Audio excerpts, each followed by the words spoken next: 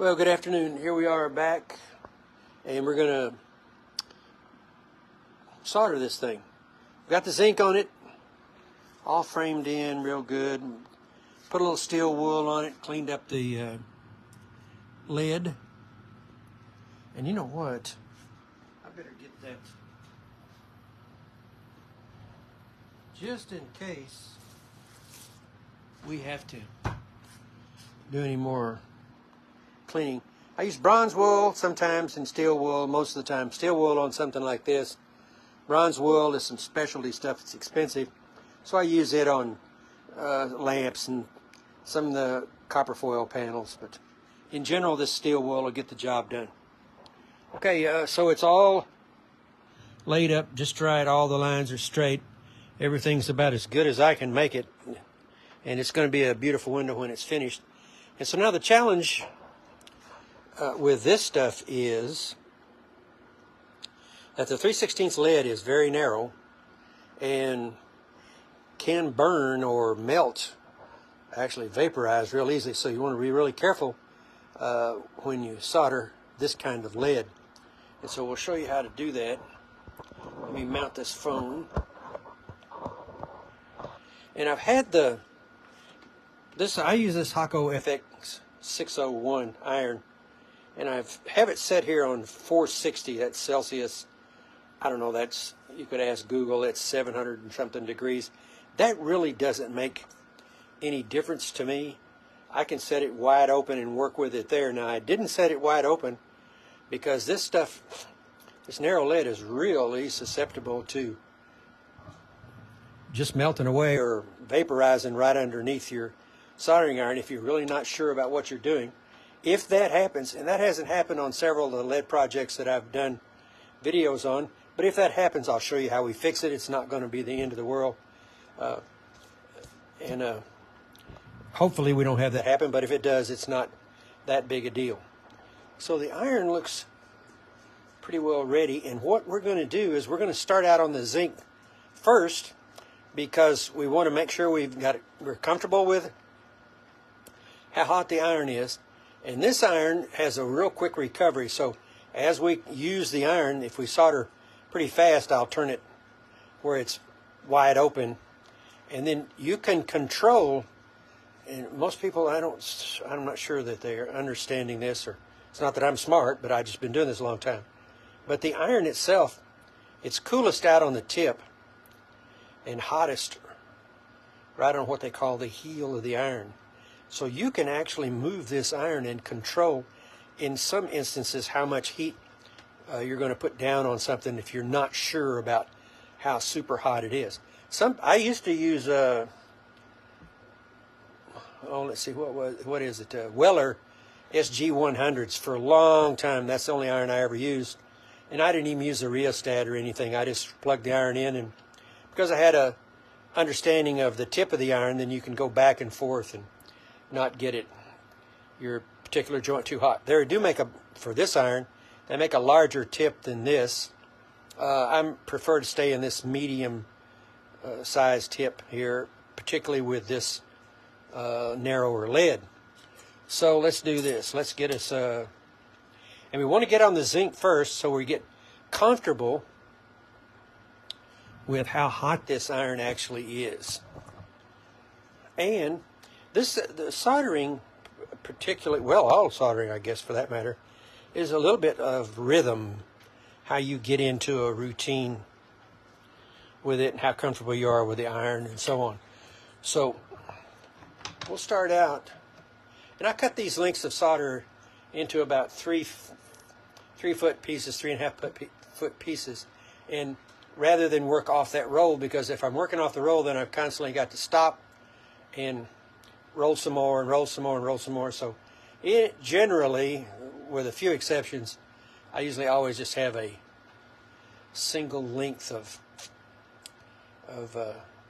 solder. So we'll go up here on this, make sure you can see what we're doing here. Go up here on this first one. I think I'm going to go here first. And just set on that zinc and make sure I'm comfortable with how hot it is.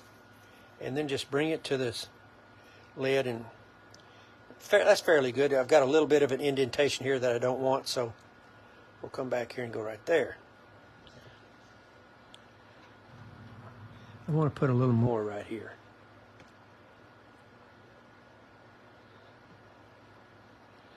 All right.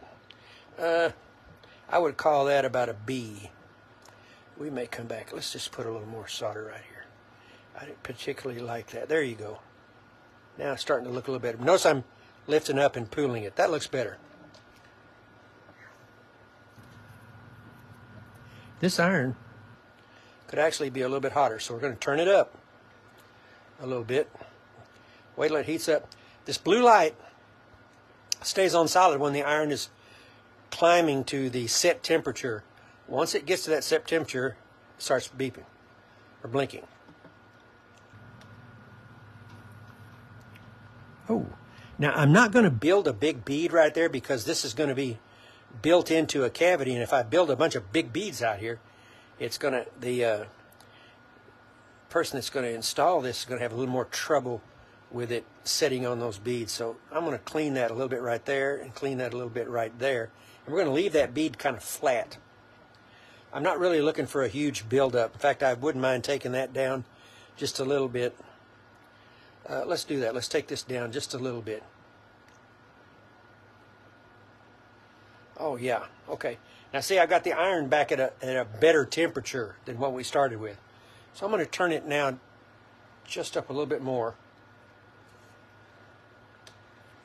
This is all in just kind of getting comfortable with where you're at here.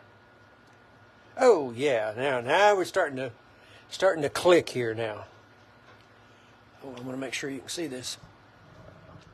There we go. So I'm going to let it heat back up, make sure it's hot. Go in here and just heat this joint up a little bit. And just take a little bit of solder and go in there. And I'm going to try to lift up. That's just perfect because we don't want a big old wadded bead here because it's going to get built into a cavity with trim wood behind it or in front of it. There's not really a front and back on this window. If it had texture or something like that, it would be. But this window's going to be basically the same either side. My signature will be on the right-hand corner down here. So I guess you could call that the front if you wanted to. Okay, now we're going to start getting serious. And this is where you really have to pay attention because you can certainly get into trouble here. Because this lead will melt at about 200 or 300 degrees less than the solder. So you can have an issue real quick. Let's go here. Now I'm going to be real careful here to start with. Okay, I'm going to go down on that solder joint and I'm setting on that joint, moving it around just a little bit. Up. Oh yeah, there you go. Okay, and what we're trying to do, I'm setting on that joint, moving around just a little bit, and I can start to feel when the solder begins to weld to the lead. And here's a smaller joint. So I'm working over it right there. And lift up. There's another beauty.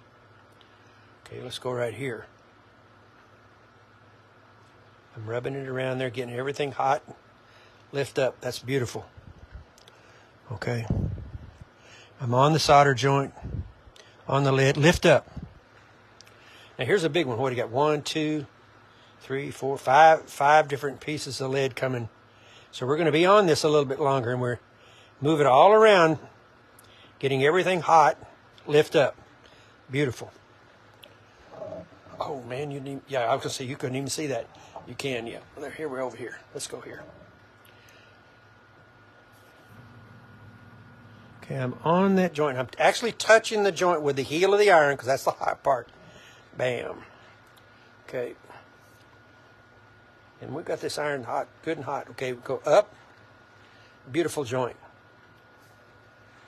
Okay, we're touching the lead on all 4 corners there. I need a little more solder right here. And lift up. There you see, you're pooling that solder underneath that joint. Okay, back down again. I'm touching the joint. See, I'm moving around, bringing the heat to, oh golly, that is just beautiful. Okay, see where all 3 legs of that solder joint are just stunning. Okay, let's go here.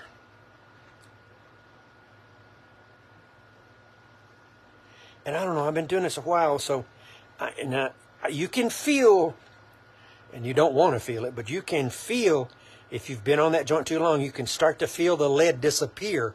You can actually feel it right before it happens. Okay, we're going to have a little more stretching right here. Okay, over on it. I'm touching all four. I'm going to lift up. Not quite enough solder right there. Lift up. There it is.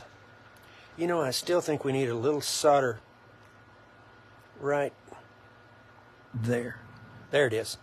Okay, now here's a nice one. And see, I'm rubbing the iron back and forth. Not enough solder on this leg right here. So we're going to be on that leg. There it is. All right. Where are we? We got to go over here. So we're going to get on here and put a lot of heat right here. So we got the whole heel of the iron down on that zinc. Okay, we're going to flood some solder in. Go over onto the lead and lift. There it is. Boy, I'm telling you, when you get a good solder joint on 3/16 lead, it is a thing of beauty. All right, so let's move on down to the middle, and we want to make a special effort here in the middle. Oh, I got you in a real good spot there. You can see the whole thing. Okay, we'll be going across this way. And see, the iron is, I like this iron because it has such a quick recovery from you're sucking the heat out of it, using it, and it's always comes back really quick.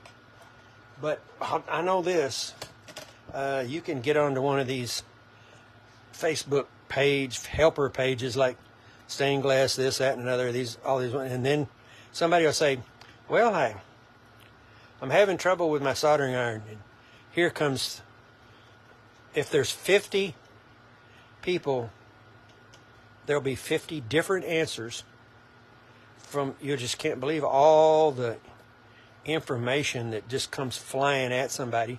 And if you are new at this and don't really know what you're doing yet, trying to learn, and I've said this before, I read some of that stuff, and not to say everybody's on there doesn't know what they're talking about, and I do. I mean, I think I've got some idea of what I'm doing, but anyway, man, I get confused. I listen to all that stuff, I think, oh, man. Okay.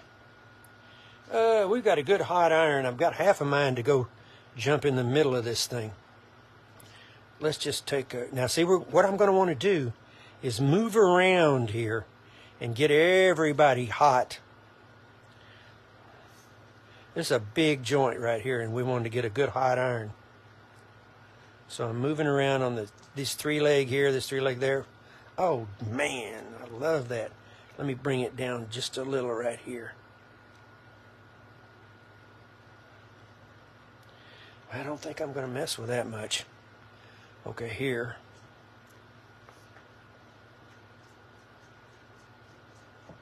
There's another good one. And another good one. And another good. You know, so I'm always pulling up. And that pools that hot solder right underneath the iron. Lift up.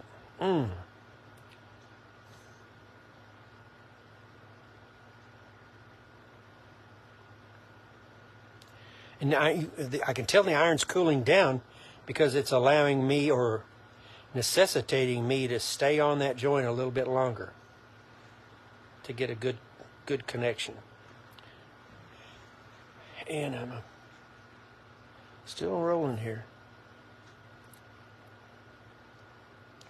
I'm actually touching the solder joint. Whoa, I could start to feel that lead getting ready to go.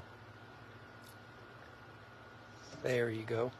Okay, now of course here we don't really worry so much about burning anything up out here because the zinc holds up so good with all that heat.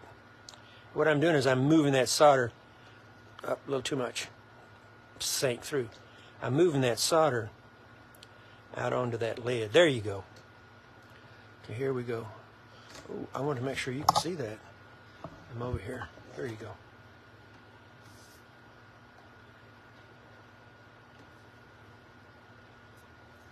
Beautiful. Okay, back over to here. So I'm putting a lot of heat out here on this zinc. Then I'm going to bring some solder over, set on the lid, and make the connection. Same thing.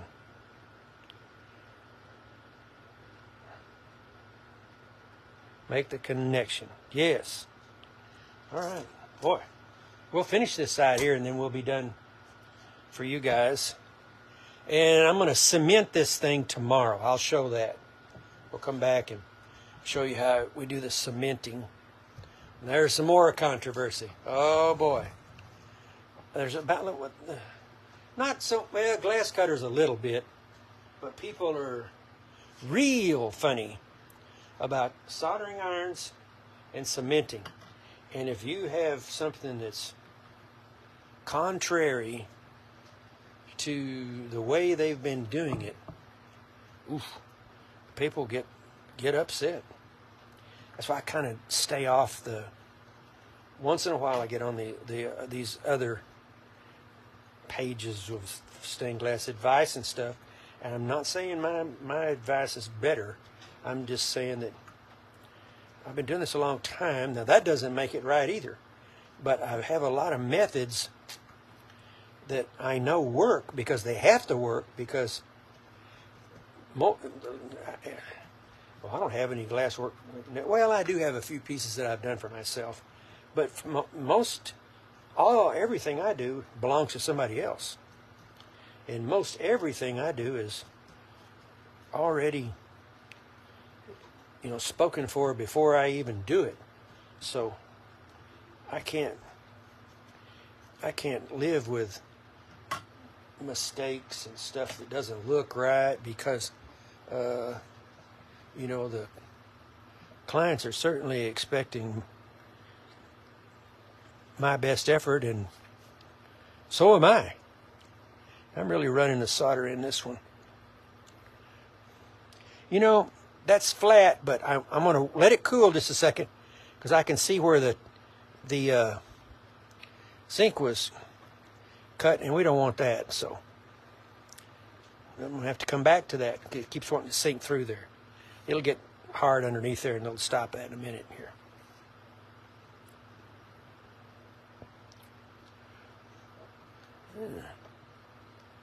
There we go. Okay, back down on that joint. We got a big joint there. Moving around. There it is. A little bit smaller here. If you get the handle on this, whoa, too much solder. If you get the handle on this, this goes pretty quick.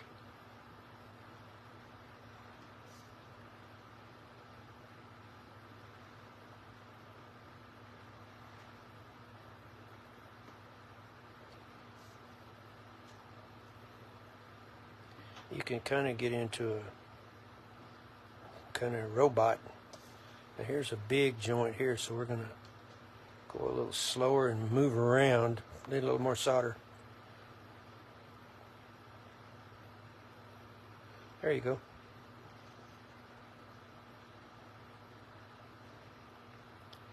My favorite rebuttal for anything I'm doing, somebody will say, well, I was taught. Okay. I always say the same thing if somebody's really after me. Please do not substitute my advice for your better judgment. If you want it, I'm not telling you what way to do something. I'm just showing you how I'm doing it, and I hope that you see a way that it would help you. Okay. Now we're going to... Oh, yeah, you're barely seeing this, I think. I should have moved that camera. That's got it. Okay, here we are up here. And see, we're up on... We always set on that zinc. We're going to apply a lot of heat, come out onto the lid, and try to make that connection. So I'm looking around. Now, I'll come back, and if I've missed one, I'll find it. But we appear to have these all done. Okay. All right, well, I hope that helped you some. And, oh, you know what? We didn't fix that yet.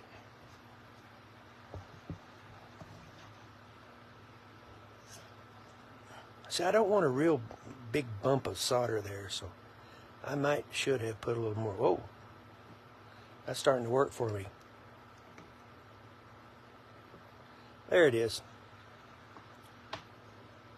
Now keep playing with it till you get it to run through. That'll work right there. Okay. Well, let's take a look at it full length.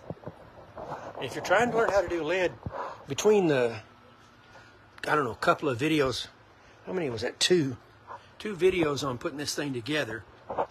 That should help you. And it's all the same. We didn't need to show you building the whole thing.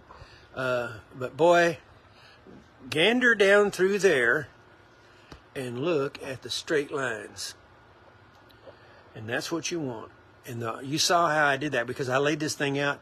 We did the drawing. We did a little bit of glass work in the first part of the panel. Came back, did some more glass work, came back, and did two sessions of lead keying placement, glass placement. How do you cut it? How do you get it to fit right? And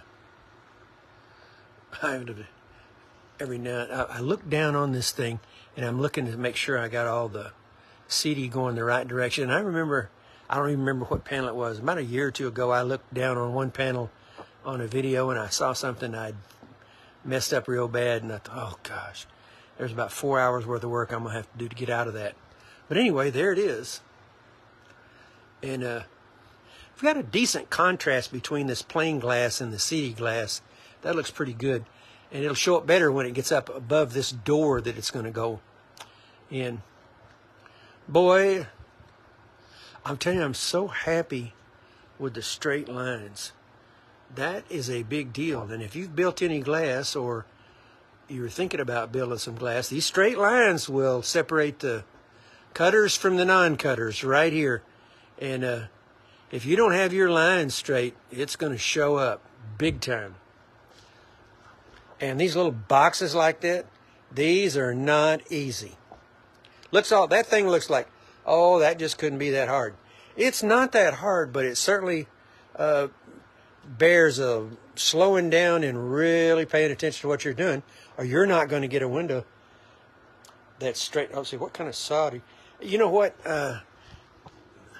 Lander, Mr. Lander, I've got videos showing me how I use that saw. Go back 2 or 3 videos, and there you'll see some videos of me using the zinc saw and cutting on copper. In fact, I think 2 videos ago, I've got the name of the saw, the name of the blades, everything. So go back and look at the video, I don't know, 2 or 3, 4 videos ago, something like that.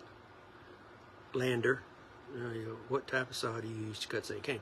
Okay, it'll show you. Because I don't have to get that saw back out and go through all that. I've already done it. No disrespect to you, you just didn't see that video. So go back and look at it. Okay, well, I appreciate it. Hey, Tracy, from New Zealand. All right, I'm all done here. I'm going to flip this over and do the other side. And we'll come back tomorrow and cement this thing. That'll be interesting to show you that too. Thanks a lot. Bye now.